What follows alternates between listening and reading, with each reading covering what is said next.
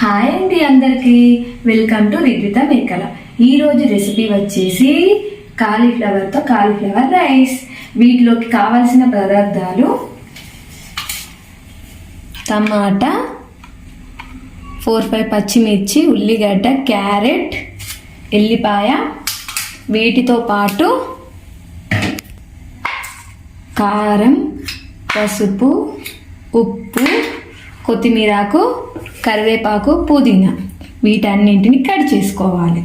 ముందుగా cauliflower rice కోసం కాలీఫ్లవర్ని ఒక 10 మినిట్స్ ఉడకపెట్టుకోవాలి. ఇందులో కొద్దిగా వాటర్ వేసుకొని, కొద్దిగా సాల్ట్ వేసుకొని, చిటికెడంతా పసుపు కూడా వేసుకోవాలి. గోబీ అయితే ఇలా ఉడకపెట్టుకున్న తర్వాత వాటర్ని అంపుకోవాలి. వీటిని ఒక బౌల్లోకి వేసుకోవాలి.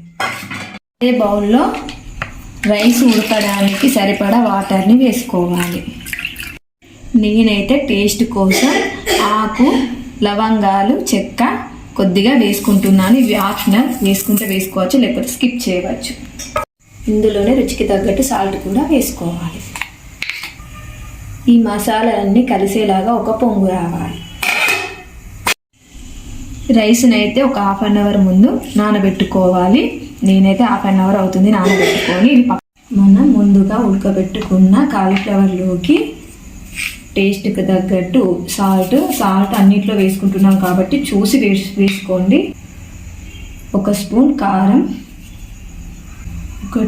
2 స్పూన్లు మైదా, 1 స్పూన్ కార్న్ఫ్లోర్. వీటన్నింటినీ ఈ ముక్కకు పట్టేలాగా బాగా కలుపుకోవాలి. కొద్దిగా వాటర్, తగినంత వాటర్ యాడ్ చేసుకోవాలి. చూసి వేసుకోవాలి.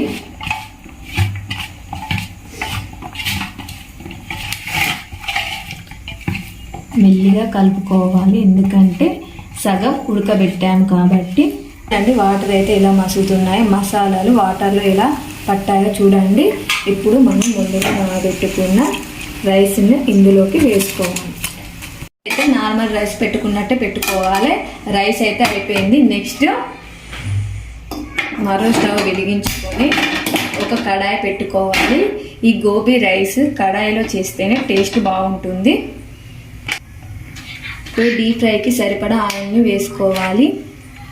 మీడియం ఫ్లేమ్లో పెట్టుకొని మనం ముందుగా కలిపి పెట్టుకున్న గోబీని వేసుకోవాలి. మీడియం ఫ్లేమ్లో, ఎందుకంటే బాగా ఉడుకుతాయి, లేకపోతే పచ్చిగా ఉంటుంది కాబట్టి. చూడండి రైస్ అయితే ఇలా పుల్లగా అయితే టేస్ట్ అయితే బాగుంటుంది.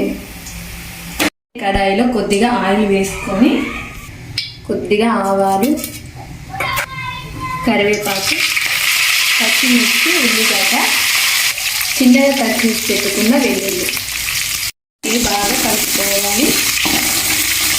ఈ కాలీఫ్లవర్ రైస్కి కొద్దిగా ఆయిల్ ఎక్కువగానే పడుతుంది. అప్పుడే రెస్టారెంట్ స్టైల్లో లాగా టేస్ట్ అయితే బాగుంటుంది. ఇందాక బఠానీ చెప్పలేదు, ఇందులోకి కొద్దిగా బఠానీ కూడా వేసుకోవాలి. కొద్దిగా అల్లం, కొద్దిగా పసుపు,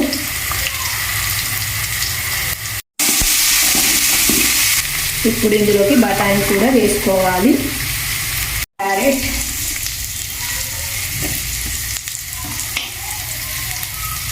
టమాటా, ఫ్లవర్ కాడలు కూడా వేసుకోవాలి, టేస్ట్ బాగుంటుంది.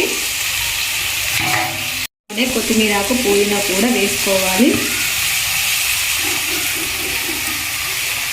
వీటన్నింటిని బాగా కలుపుకోవాలి.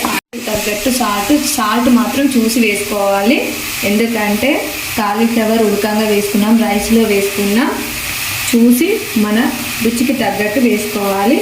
అలాగే కారం కూడా రుచికి తగ్గట్టు వేసుకోవాలి. ఇందులో ముందుగా మనం ఫ్రై చేసి పెట్టుకున్న గోబీని కూడా వేసుకోవాలి. వీటితోనే టేస్ట్ అయితే బాగుంటుంది. వీటన్నింటినీ ఒకసారి ఇలా కలుపుకోవాలి. కొద్దిగా chilli sauce, soya sauce,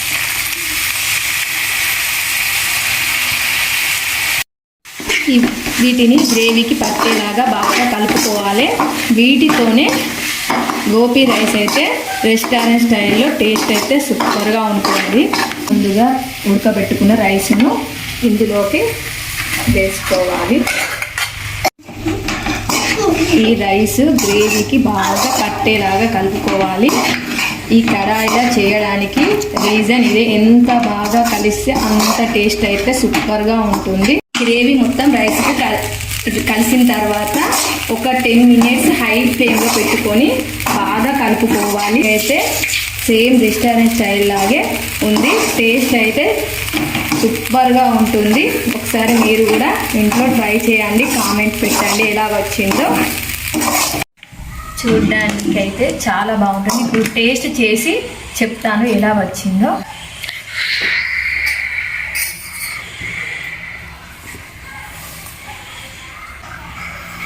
taste అయితే సూపర్గా ఉంది. కూడా ఒకసారి ఇంట్లో ట్రై చేయండి. పిల్లలు అయితే చాలా ఇష్టంగా తింటారు. మా వీడియో కనుక నచ్చినట్లయితే లైక్ చేయండి, షేర్ చేయండి, సబ్స్క్రైబ్ చేసుకోండి. బాయ్.